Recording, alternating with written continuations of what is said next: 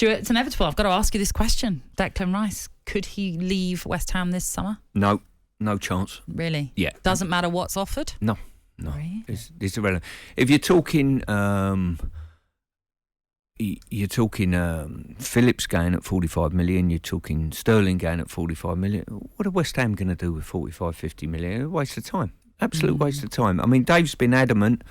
The board have been adamant at West Ham that Declan's going nowhere, and then Dave's going to build a team around it. He's so crucial. I've loved the last 2 years working with a kid, sitting in the stand, watching him play, watching him flourish, captaining the team, integral for England now. You know, really, really integral for England, by the way. And you take him out that midfield, as we saw in the Hungary game, the 4-0 defeat. No Declan Rice. All of a sudden, we got a little bit exposed. Not a chance he's leaving. Future England captain? Yeah, without a doubt. Just keep maturing, keep doing what he's doing, keep playing football, add some goals to his game, 100%. West Ham fans are going to love hearing the fact that you're saying David Moyes wants to build his team around him, which suggests they're not going to let him go anytime soon. Man United want to build their team around him. Various other teams around the country want to build their team around him. So if you're West Ham, you know, he's come through the academy, fantastic young player, keep your best. You've coached, I'm sure, many stars. Is he one of the best, if not the best you've ever coached? I was fortunate enough to play with Roy Keane at Nottingham Forest, who was an outstanding talent when he come. I think at the same age, and I'm rolling the clock back now, maybe 2 years for Dec, I would say that he might be slightly ahead of Roy. Wow.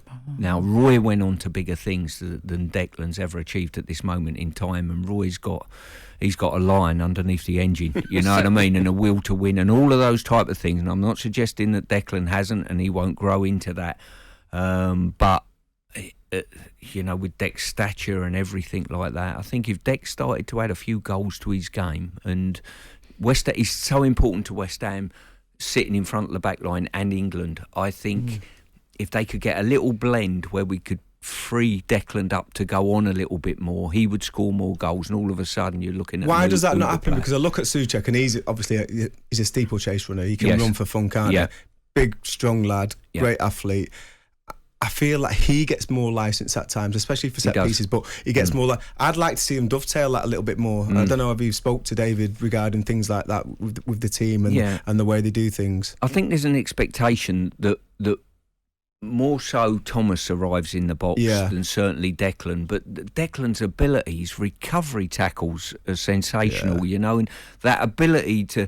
Players get on the ball, you know what it's like, you think, I've got plenty of room here because Declan Rice's 5 yards away, and he covers that ground with that initial burst, and you think he's like a lion hunting down a sort of wildebeest, you know, that's injured when he's tracked. Brilliant player. But listen, he'll be at West Ham next year. I'm convinced of that. What do you say? Like, we just had a tweet in here saying he's overrated. What do you make of people that suggest that about Declan Rice? What do you see that others maybe are not seeing? They're not educated. They're not West Ham supporters, that is for sure. I think West Ham supporters that see him week in, week out. And sometimes if you're a fan of a club and you make statements about maybe Declan or make statements about other players around the Premier League, you're not actually watching them live for 90 minutes on a regular basis. You know, I don't think there'll be too many West Ham fans that don't know that Declan Rice carries that team on a regular basis. Interesting that they've just signed the boy Flynn Downs from Swansea. Yeah. Again, young player from the area. West Ham fan, isn't he? Played his trade. I think he's from Ongar. Played his trade. Ipswich, I think it was first, then to Swansea. Swansea fans are saying very good things about him. So again, shrewd business by David Moyes, and hopefully, you know, he'll be integrated within the squad, and he could be somebody who might at times dovetail with Souček in that position, starting alongside Rice. But I mean, he's had Noble in front of him. Now he's got that engraved into him, the professionalism, the standards, what's expected for a holding midfielder at West Ham. He now has that responsibility to pass it down to Downs. Yeah, I think you make a really good point there about Mark. You know, last year Declan and Mark were close buddies. And it was almost, this is how you become a captain. This is what the club should mean to you. And Dec's picked up all those messages, you know. You can see that even when he plays for England. Yeah. I mean, Mark's been... I've got to say, I worked with Mark many years ago with the under-21s, and to watch him now at the back end of his career in his last year, and how he operated between the manager's office and the dressing room and on the pitch when he needed to play. And with the fans. Magnificent. I interviewed Great him, I think spokesman. last season. It's so personable. So easy to get along with Mark Noble. Yeah. In that sense, he'll be a bit of a miss, I'm sure. But Yeah, he will be. Is he? He's got a role, has he, or is he not taken up? Not at this moment in time, I don't believe.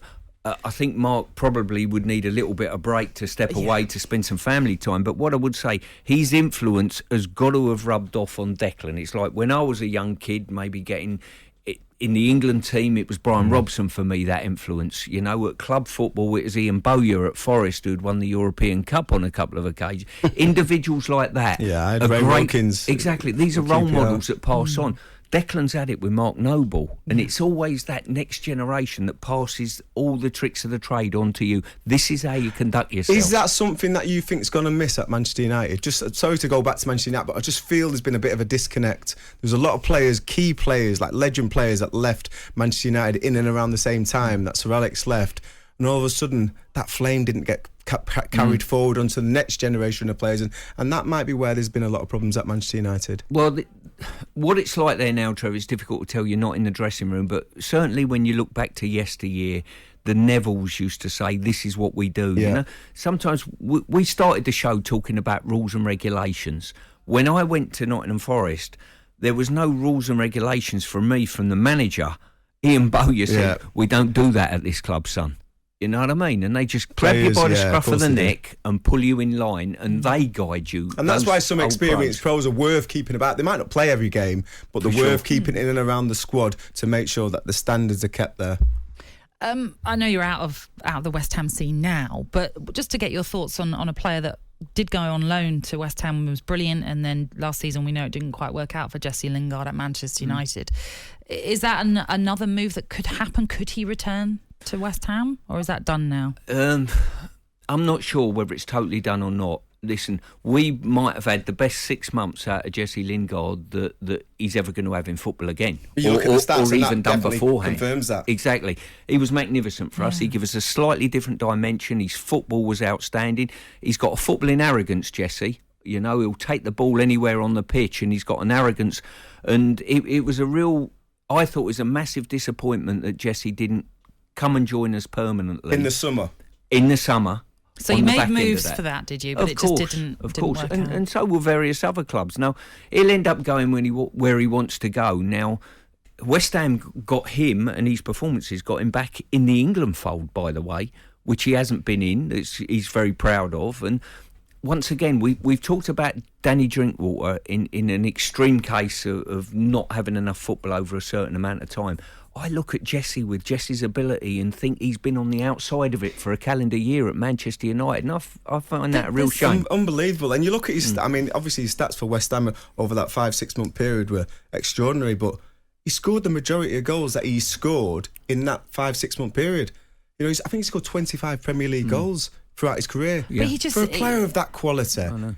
He had such enthusiasm on the pitch when he was playing for West Ham. You could really see it, You the could buzz sense it. that he The brought fans to loved the... it. It was almost a kindred home, to be fair. I think he enjoyed the environment. He was loved at the football club when he was there. I think he respected Dave and playing for Dave and the demands Dave puts on players. Why didn't he do it then?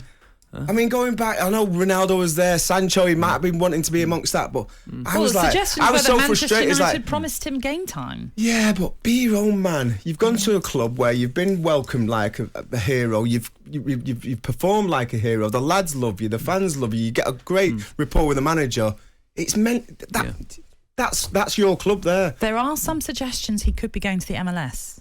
Too soon? 100% for me. But you know what? 100%. Everyone's to their own. But I think if you want to be considered a serious footballer, you're not going there at 29, 30 years old. Is he done Especially then? because you've got so much more to prove in this country. Yeah. But and you were saying there that his time at West Ham got him back into the England squad. Is his time over with England then? No. Well, if he's thinking about going to the US, you'd have to say yeah. If he made that move to the US, definitely yes. If he gets a good move and has a good few months, the door would still be open for England. But again, Stu, we talk how we feel. It's his career to do what he wants with it. Yep. And if he wants to do it, listen, he's a wealthy boy, he'll make a lot of money. But I think if you want to really get that respect from the very knowledgeable pros and ex-pros and media and fan base in this country. He needs to do more in this country. Talk Sport Breakfast, waking you up Monday to Friday morning from 6 a.m. on AM, on DAB, via the Talk Sport app and on your smart speaker. Talk Sport.